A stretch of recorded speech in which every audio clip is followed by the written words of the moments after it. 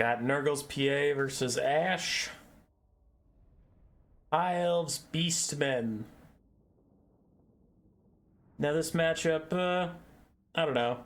It's felt a little rough to me for a while for how I play Beastmen. I think for like really good Beastmen players it hasn't been that bad, but for me I just get stuck a lot, can't get through the front line, then I end up in a late game where Minotaurs are stuck on spears. But Ash brought the newly buffed Razor Gore Chariot. Razor Gores, correct me if I'm wrong, it's been a while since I read the patch notes, but I remember the Razor Gore Chariots got a big buff like the Gorby's Chariots, like they got actual stat buffs and the Chariot fix.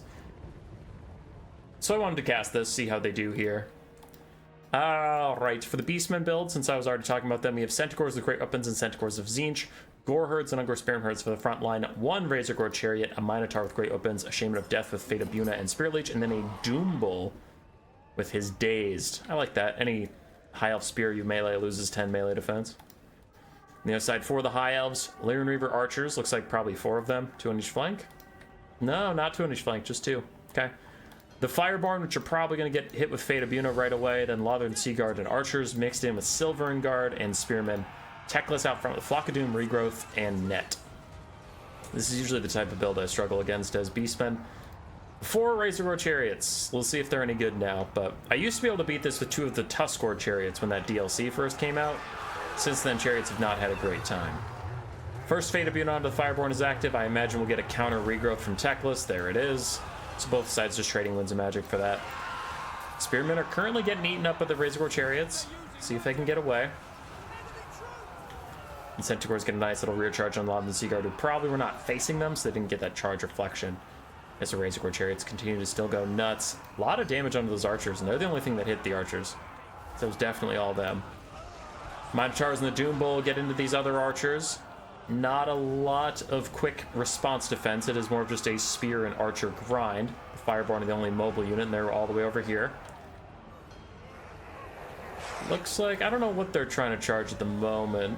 They might be trying to charge these Ungor Spearmen, but it looks like they're getting caught up in the Gore Herds. And rear charge by Centaurs with Great Weapons could be disastrous for the Fireborn.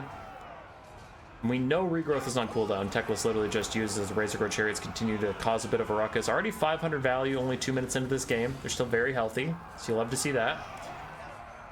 And yeah, the Beastmen are getting through here. Centaurs are starting to take a lot of damage, though. That is getting concerning. Fighting all of these spears or hybrid spears, getting shot slowly by arrows. This is usually how the game goes. It's just slowly getting attritioned out by the Pokey Poke. So far, however, Ash has done a great job isolating the Fireborn. Fate of Buna on them right away, and then a rear charge in from multiple armor-piercing Centaur types. Just really good damage. It looks like he's going to take him out of the game entirely. Not for free, however, as he did lose another Centaur with Great Weapon, and his Centaurs of Tzeentch aren't feeling too great either. So out of his 4 Centaurs, he's lost 3.5 of them and got the Fireborn out of it. Not a foregone conclusion yet for the Beastmen, though this might seal the deal as Techless is getting dove on by the Doom Bull and his Minotaur buddies. He pulls through an Archer to try to get to safety, but the Minotaurs just do as well. There's no Fireborn, no mass to give him anywhere to run to, so these Minotaurs can follow him to the ends of the earth, continually getting dove on. Maybe he can throw out a net or something to heal, to stop them while he can heal with the Potion of Croy or a Regrowth. We will see as he tries to get away. Chucks out a Flock of Doom, actually, and a Regrowth onto himself. Okay, he had enough Winds of Magic. If he didn't have enough Winds of Magic for a heal or a net, and he used that Flock of Doom, I was going to be extremely suspicious.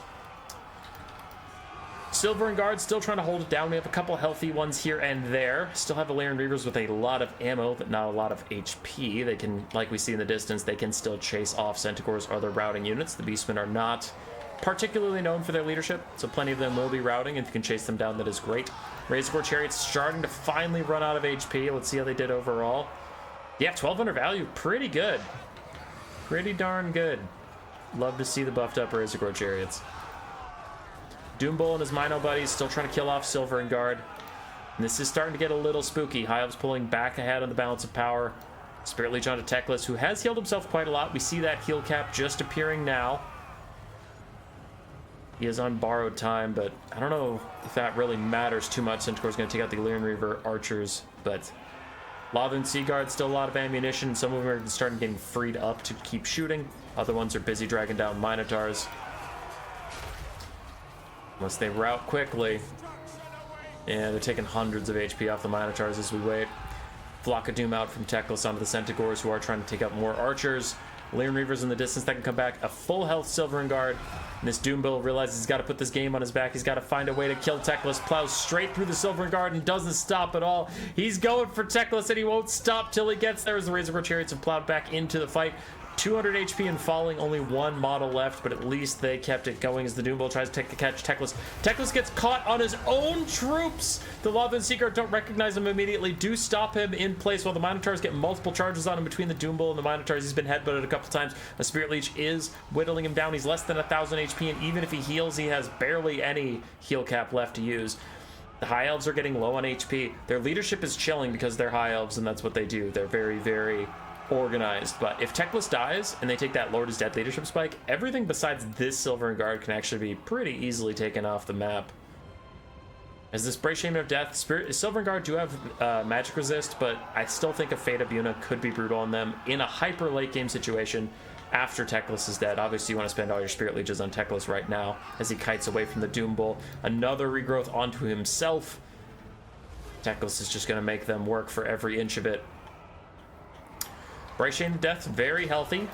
Pops his Jagged Dagger for a little bit of extra Winds of Magic regen, and good surround here from the Centaurs and all these Ungors. Really trying to get the Silver Guard to break, but Silver Guard have crazy high leadership. Even for High Elves, they are nearly unbreakable. So they're going nowhere. They're going to withstand this charge and even push back the Centaurs, push back the Younger Spearman herds, and a nice Earth of Doom, Flock of Doom from Teclis gets rid of an Ungor Spearman, gets rid of the Centaur. But he gets a Spirit Leech in response, and he is officially heal capped, so he's stuck with the HP he gets.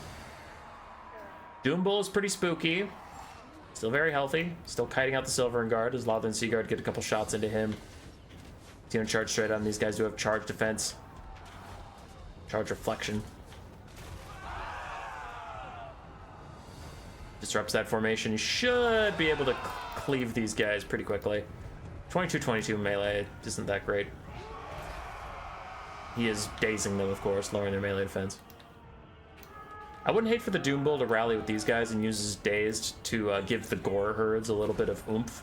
With 41 melee attack, if he reduced the melee defense by 10 of the Silver Guard, that would give him actually much more staying power. I imagine another Spirit Leech coming for Teclis. There it is, because this Bray Shaman was walking at him menacingly, so I figured something was up there. And he uses another regrowth, this time onto wounded Silvern Guard. No, onto the full health Silvern Guard. Really putting all of his eggs in that final Silvern Guard basket. The Lyran Reaver's coming back. Beastmen take a lead on the bounce power, but it is off of the Bray Shaman and the Doom Bull's large HP bars, which if they get stuck in this late game against the Silvern Guard is going to be a bad time. Gore herds get charged by the Lyran Reavers.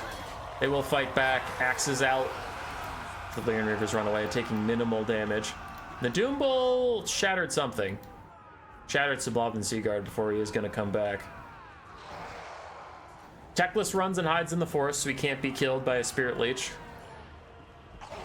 And the last of the Gore herds. Think about routing. Don't route in time. So the Gore Bull is here trying to give them a bit of leadership, but it is not enough, and they do end up falling back. I think the only thing that can even give the Beastmen a hope of winning this game, and it is just a hope, is a Fate of Buna onto that Silvern Guard. Maybe two. That feels messed up, but maybe even two.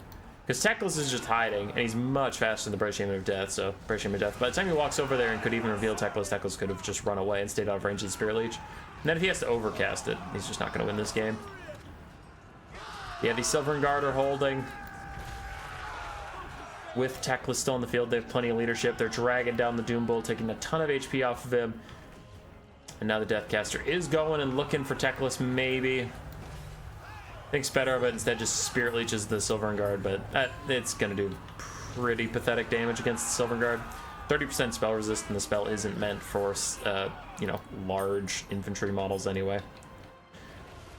I will fast forward as we're going through a bit of a spear grind. I think it is all over for the Beastmen. There we go.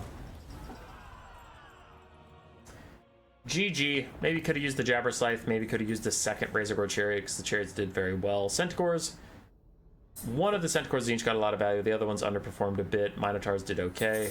Gore herds actually did better than I would have expected. Ungor Spearman herds just kind of died as they do. Doom Bull did okay. Deathcaster did very well, but Teclis's healing is quite strong.